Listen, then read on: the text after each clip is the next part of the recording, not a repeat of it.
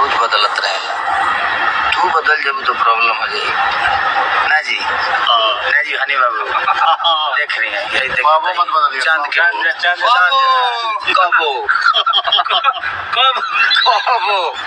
कबो माहौल बदल सकता। बस ऐसे ही प्यार और आशीर्वाद देते रहिए। जिंदगी में हमें इसके अलावा कुछ आता नहीं है। सिर्फ एक चीज आता है कि आप सबका मनोरंजन कैसे करना है।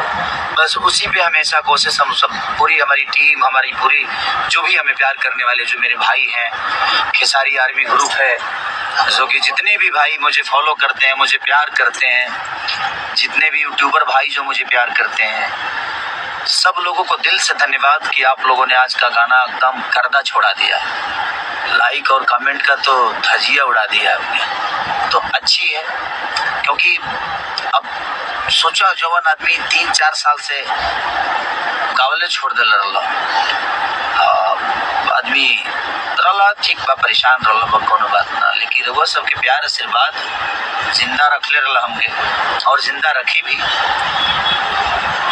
कंपटीशन तो अब शुरू हुई हमने के एक दूसरे से जनता और खेसारी। हमारी जनता हमें प्यार देती रहेगी और हम इनको काम करके देते रहेंगे। राइट ना।